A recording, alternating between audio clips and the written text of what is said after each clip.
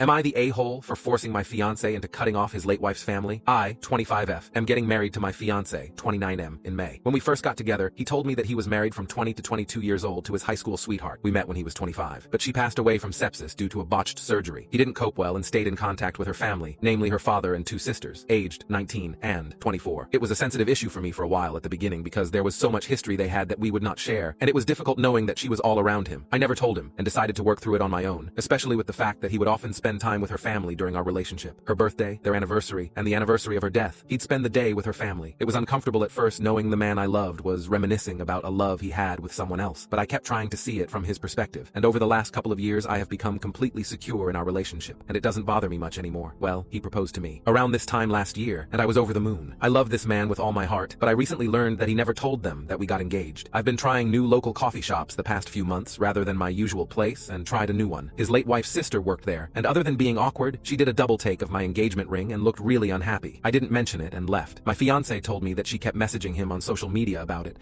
and I wasn't happy that he kept it a secret. He apologized and was very depleted by it all. He said that he didn't want to hide me, but didn't want to hurt them either, and that both of us were a huge part of his life. I understand that and let him off the hook slightly. I just told him to be upfront with them from now on. That was that. At least I thought so. A week ago on Sunday, I received a message from the 24-year-old asking if I was pleased with myself, that I would never replace his LW, late wife, and that if she were still alive, he'd choose her over me every time. She even mentioned that he only kept me around for my money and as something to stick his dick in. I ignored it, but I can't say it didn't affect me. When you're in my situation, all these comments are ones you have to work through, and it's not easy to overcome those insecurities. It feels like a punch in the teeth when they're used against you. I mentioned it to him, and he comforted and reassured me. He said he'd set boundaries with her and that I'd never have to hear from her again. Fine by me. That was until I found my car with whore and grave robber smeared in red paint. I had saved for this car for a year, and it was expensive. Very expensive. The tires were slashed and the windows cracked. I asked the store a few doors down for their CCTV footage of that night, but it was blurry and didn't catch much. It did manage to catch half a license plate though, and the color and make of a car. It was his LW's youngest sister's car. I told him I was filing a police report, and he asked me to hold off until he talked to them first. I told him no, but I would if they paid for the damages and apologized to my face. He set up the meeting for last night, and it didn't go well, to say the least. Everyone was shouting. The sisters told me they, yes, both of them, had nothing to be sorry for, and that I should leave their family alone, including my fiancé and their family. He told them that it wasn't fair to him to be lonely forever, and that he'd hoped they'd be supportive of him finding love again. They told him he was betraying LW, and that he never loved her if he'd marry someone else. They didn't have a problem with him having a new girlfriend because he'd realized she was the only one for him, and get tired of me. Now that hadn't happened. They were putting their foot down. The youngest told him to tell me that they were right, and that he'd never love anyone like LW. My fiancé broke down at the table. I picked him up and made us leave. I informed them I'd be filing a report and suing for damages, and the next time they saw us would be in court. After we returned and calmed down, I gave him an ultimatum. Either he cuts contact or we call off the wedding and go our separate ways. I wasn't going to live my life with this harassment and someday subject my children to their bullying. He said they would never bully a child, but I dismissed him and said he didn't expect any of this either. He called their father, who was fairly calm about it all, but still defended his daughters. They say I shouldn't control him and that I'm horrible for cutting them off. I don't know what to do. I can't live like this, and I don't think I should have to, just because we're getting married. Update. Hey everyone, just a mini update to clear some things up before I have a discussion with my fiancé, either later today or tomorrow, about my ultimatum. I didn't sleep at all yesterday or the night before, for obvious reasons. There's a ding on my phone at least once an hour from them saying one thing or another, mainly the 19-year-old, and I don't know what they've told people, but I've got a message from one of their uncles and grandparents calling me horrible stuff too. So obviously they've been spreading what's happened this week and twisting it. I haven't blocked them because I want to gain as much evidence as I can for the inevitable case. Regardless of any outcome with my fiancé, I will be suing and filing a criminal case for harassment and vandalism and looking for a restraining order. I just haven't had the mental fortitude to do so yet. I'm hoping my fiancé will help me. I haven't spoken to my fiancé since the argument at the table, other than to tell him they go, or I do. It was my decision to give him a couple of days space to come to terms with everything, and I will contact him when I'm ready. All of this, from the first message till now, has been a week. It's a significant weight to think about leaving people you've known for 15 years and who you grew up with. He did set firm boundaries with the sister from the coffee shop, as I've seen the messages. He said, paraphrasing, "You have no right talking to OP at all if this is how you're going to behave. She doesn't deserve this, and you've gone too far. Why are you being like this?" And she responded with more name-calling and back and forth. He ended by saying not to message me again and to make sure everyone else does the same. I was pleased with that. At this point, only one person in that family had an issue to my knowledge, so it was ridiculous to have him cut all of them off. It may not be enough for some, but it was enough for me to feel safe and comfortable. For those saying he needs therapy and counseling, he's already getting it. He's been in therapy since before we even started dating after an incident at work. I don't know about any of their family though. The first time I had a conversation with any of them was that night. Some people are wondering what LW died of, and it was a botched weight loss surgery where she died of sepsis. People were wondering if he was somehow the reason behind the surgery, hence the family's extreme reaction. But he was not in the slightest. He likes bigger women and wouldn't pressure something like that onto her, speaking from experience. I also want to clear up the not calling the police about the car thing. It was entirely my idea to not file charges in exchange for a face-to-face apology and damage payment. He only only wanted me to wait so that he could talk to her to see if she regretted it and then have her father pay the damages. At the time,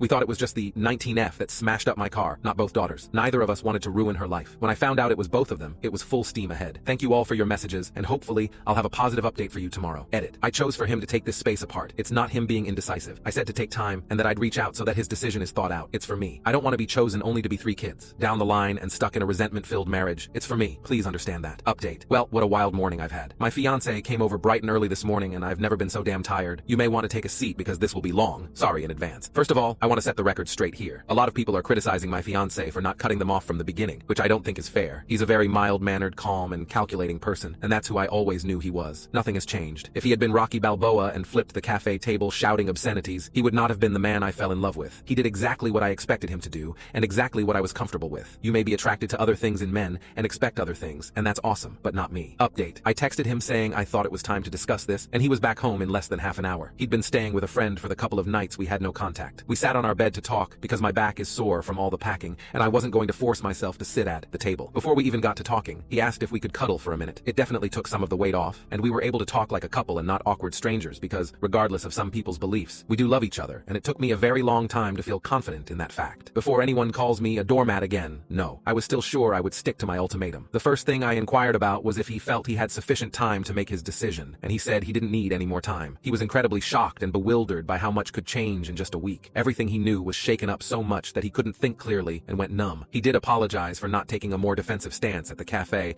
and doesn't want to make excuses for it. His explanation was that he genuinely didn't expect such a vitriolic response. He hid the engagement because he knew they hadn't moved past LW's death and would be upset by the news. It wasn't like I would feel hurt by them not knowing, which I wasn't really. He's known these girls since they were kids and never would have thought them capable of such behavior. It came so unexpectedly that he froze. I asked him if there was any possibility that either of them had feelings for him, and he looked very confused and disturbed. I mentioned how I've had people tell me it's not uncommon for siblings to act this way after a loss, and he thought about it. Turns out you were right. He said the 24-year-old, about 8 months after LW's death, made a move and tried to kiss him. He immediately left and told her mother about it. Her parents are divorced now but weren't then. She was a minor at the time and messaged him saying she would be 18 soon, so it wasn't a big deal. Her mother made her see the school counselor and didn't allow her to be alone with him for a while. It was years ago, so he'd forgotten it even happened. He said he was sure that wasn't the case now because it had been so long, but I'm not so convinced. Not that it matters anymore. He opened up his Facebook and gave it to me to read. The 24-year-old had been messaging him, which he ignored. She ranged from telling him off to crying and saying how betrayed the family felt to trying to manipulate him against me. He said he was confident that he needed to leave those things behind and had been pondering it sporadically since he proposed, but couldn't bring himself to act on it. After this week, the fire was ignited and he knew what he had to do. It was all just an idea until suddenly it became very tangible. He asked me how I've been managing and I told him. I felt like I had done everything correctly, but somehow things turned out worse than if I had been the jealous type and stopped their contact from the start. I tried to be understanding and put in so much effort to be confident in myself and our relationship, only for everything I worked on to be thrown back at me like I was a mistress having an affair with him. He didn't blink the entire time and just listened. He said he should have been more attentive and realized I was struggling with this so that he could help me, but I've always been the strong one, so he neglected to, and he will do better. As I've mentioned in a few comments now, his parents had him in their late 40s and are retired. He hates to involve them in negativity, but I was shocked when he said he has been talking to them about this since the first Facebook message. They were very understanding,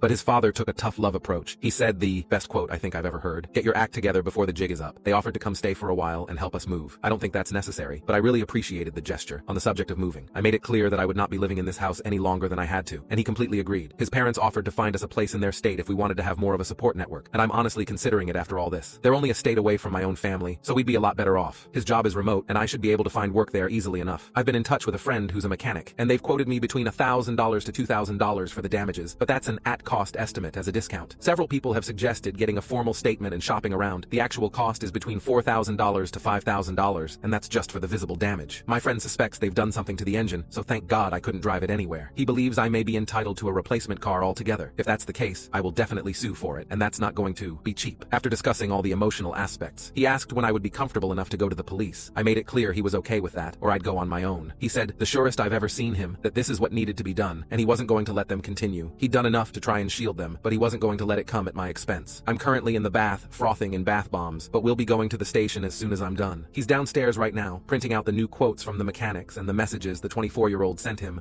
over the past couple of days so we can go prepared. People have said that nothing will come of it, and you may be right, but I have to try, hoping my local police don't have anything better to do. It's a small town. To conclude, I made a point of asking again if he would cut them off, or if I had to go. He didn't hesitate, and said that they're no longer going to be a part of his life, even if I decided to leave. He did ask for one last meeting to say goodbye to her her parents and to close that chapter of his life, and to explain to the girls that this is not my fault, but his decision after seeing how cruel they could be. After that, we would block them on everything and move forward. I was completely fine with that. So, there we have it. Writing all this out and being able to talk to people about everything has been both helpful and a good distraction from the dumpster fire that was my life, and everything worked out as well as I could have hoped. We'll see how his meeting goes with them. I'm sure they won't be very happy about it, but that's not my problem. Thank you all, and I'll update after they've met up. Update. So, it seems I've been naughty because I got temporarily banned on here for 3 days. In chat, someone was calling me every derogatory and sexist term imaginable, but I was put in timeout for defending myself. I appealed, but the appeal took the ban time anyway. Oh well. Sorry this update is taking so long for reasons stated above. So we drove down to the police station with our pile of paperwork and had a couple hours of discussion. They were so sweet about everything. As some of you expected,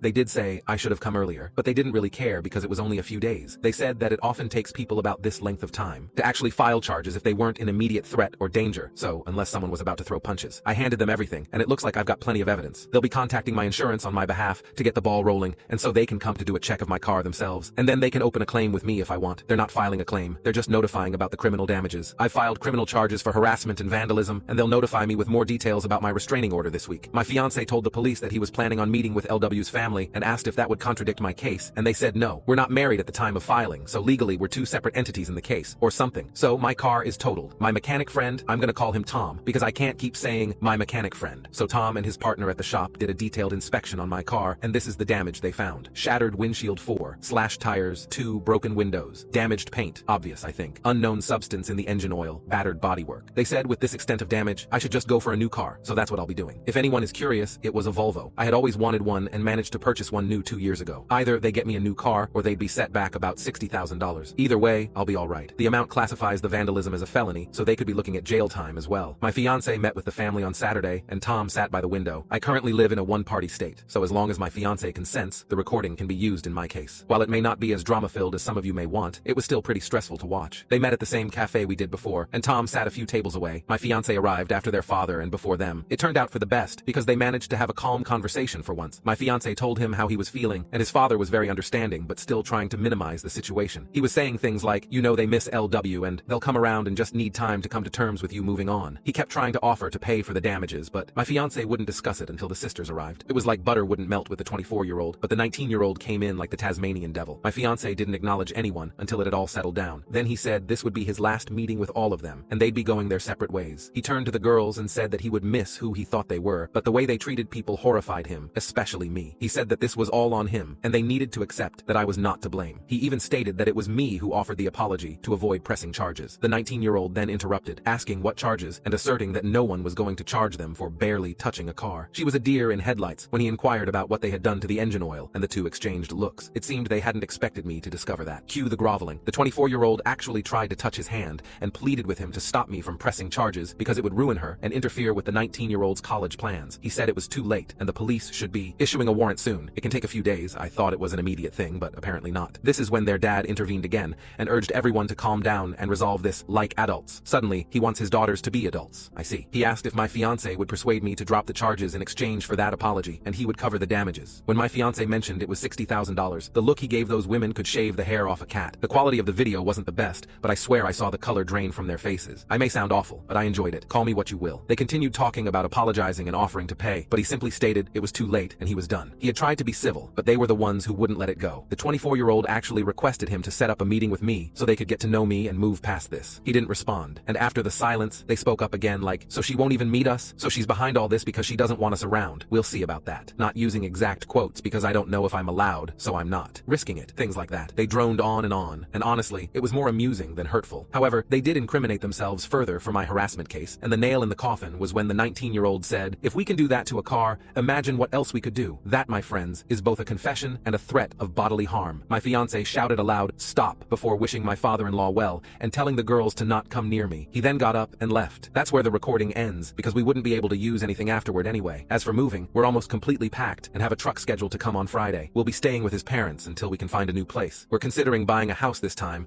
but might get an RV temporarily so we're not all stepping on each other. I doubt his parents would mind at all, but just in case. This is the last update for a while, I think. I have a wedding to finish planning, a venue to change, new invitations to send out, etc., and less than 2 months to do it. Send help. But thank you all for being an audience and helping me get through this, even if it's just to distract me from overthinking and digging a huge mental hole. Update. So it's been a while, everyone. Calling the past few months a roller coaster wouldn't quite do it justice. A lot has happened, and I hope I don't leave anything out. Here goes. Thanks. So, first off, we've moved away. We're only a few towns over from my husband's parents. Technically, we just live in their backyard. And my parents are in the next state over. Hallelujah. It's been really wonderful living in our new RV, and we've been able to take short trips now and then, which has been excellent for a breather. It took a chunk out of our house savings, but we're not too worried about it. House hunting has been fun too. I can't speak to what might have happened, but by a stroke of luck, the warrants came through the day before our moving day, and the sisters spent the whole move in police custody. I'm sure it wasn't as formal as handcuffs and interview rooms, but I like to imagine it that way. So we didn't have to handle any drama that definitely would have occurred otherwise. As I mentioned before, we didn't block them because we wanted to keep the line open for more evidence, and boy, was that a good idea. 19 Yo has only recently stopped sending me messages. Initially, she was pleading and hoping for a meetup. Then she progressed to calling me names and such for trying to ruin her life. The past few weeks have been filled with pure rage, which has been exhausting, yet oddly entertaining. She says she'll find me and that I'd better watch my back, blah blah blah. My printer has been working overtime, as you can imagine. So many receipts to give my lawyer. 24 Yo is still working on my husband, but things came to a head a few days before the wedding. We should have changed the dates, but it just wasn't feasible. We had family from across the country who had taken time off work, and we really wanted everyone there after everything that happened. She tried to call my husband over a dozen times and actually left 2 voicemails. She was crying and hyperventilating, saying how she didn't want to lose him. For those of you who said she still had a thing for him, ding dong. My husband listened to the voicemails with me, and she just rambled. It was actually quite sad. She said that she always thought they would be together because they've been through so much together and it felt right. She blamed him for leading her on and making her fall for him, only to choose someone else that he hardly knew. She even said she felt replaced, which made me uncomfortable. All of this while degrading him for betraying his LW by moving on at all. I genuinely do not understand her logic. As for my car, we've discovered what the unknown substance was. It was antifreeze. The entire engine was written off, and with everything else, my insurance launched a case against them for the cost of a new car. I was expecting $60,000 or so, but Tom, my mechanic friend, said to ask for more based on the current market value and such. They came back with a new offer of $75,000. It took over a month for the money to hit my account, but I got it. As for the case, I'm no longer going after them for the repayment. My insurance is handling that, so that's one less thing I have to worry about. As far as I know, their father is covering their legal fees, but I doubt he'll reimburse the insurance company on their behalf. There is still a case against them for harassment and threatening behavior, and I'm suing for the costs it took to relocate and for emotional distress. My lawyer believes they'll be held liable, and it seems they want to settle. I don't feel entirely comfortable pursuing emotional distress, but after all they've done, it certainly was emotionally distressing. The courts are moving slowly, so I don't have any updates on the criminal case yet, other than that they plan to plead guilty. It shouldn't be too long now, and it looks like they're getting probation and mandatory anger management. Not jail time, but oh well, at least they'll both have a record. My husband was down for a while since we moved, but he hasn't wavered in supporting me. He's returning to his old self now that he's settling in at work here, and he is enjoying being closer to his parents. It's been great for our relationship as well because we all get along so well. As of the 21st, I'm a married woman. It was very hectic and stressful to change basically our entire wedding in 2 months, but we did it, and our guests were so understanding. We had to compromise on a few things like our cake and catering, but everything else turned out amazing. Now, we couldn't imagine it happening any other way. It happened as it was supposed to. All in all, things are going well, and thanks to everyone who got invested. It's been a tough journey. I'm just glad to have them out of my life.